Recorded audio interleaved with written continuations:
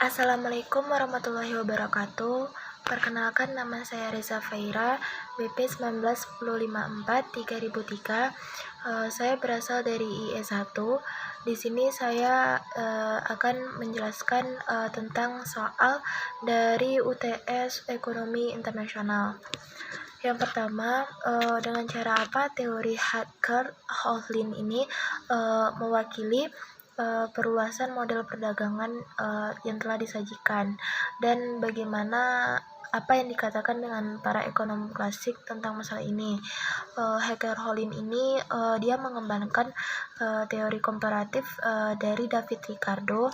Di sini dia menjelaskan alasan-alasan atau penyebab bagaimana perbedaan harga komoditas relatif dengan keunggulan komparatif di antara kedua negara. Keunggulan komparatif di sini itu didasarkan pada perbedaan dalam produktivitas tenaga kerja.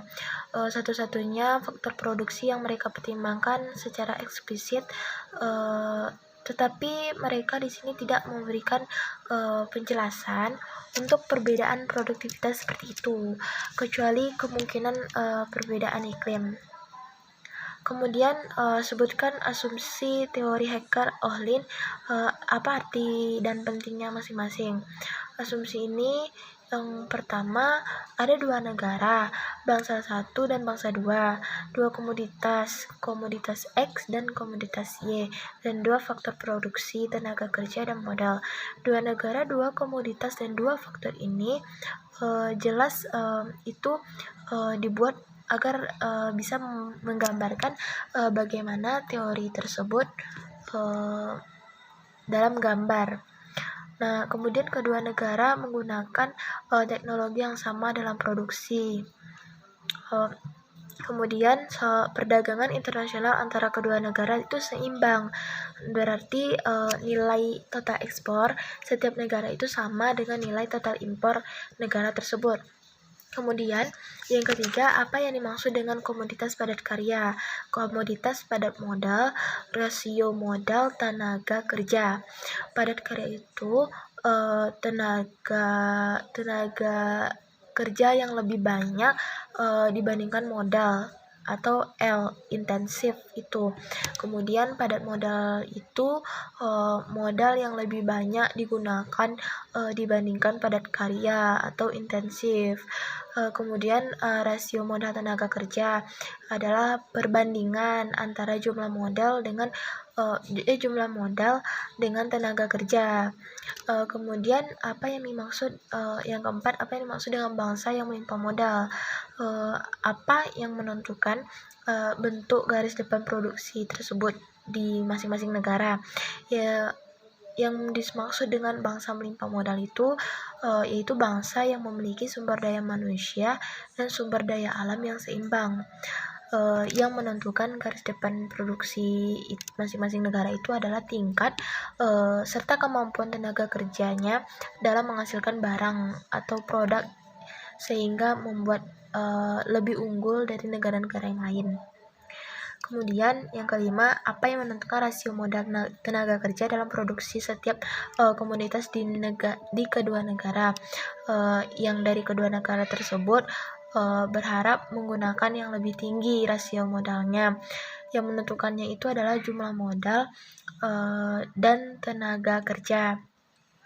Jumlah modal dan tenaga kerja itu dibutuhkan pada tiap produksi komoditas X dan Y.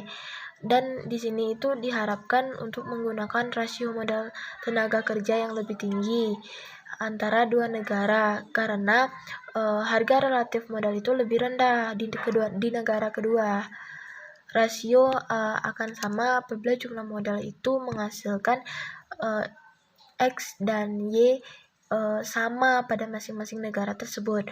Kemudian yang keenam, jika negara dan modal itu dapat menggantikan satu sama lain dalam produksi kedua komoditas, kapan kita bisa mengatakan bahwa salah satu komoditas adalah padat modal dan yang lainnya padat karya, di mana ketika tenaga kerja itu lebih banyak digunakan untuk menghasilkan komoditas X dan dibandingkan Y. Maka komoditas X itu disebut padat karya, dan apabila komoditas Y membutuhkan lebih banyak kapital untuk memproduksi komoditas Y, dinamakan dengan padat modal. Kemudian yang selanjutnya, yang ketujuh, apakah penelitian yang lebih baru mengkonfirmasikan atau menolak model HO?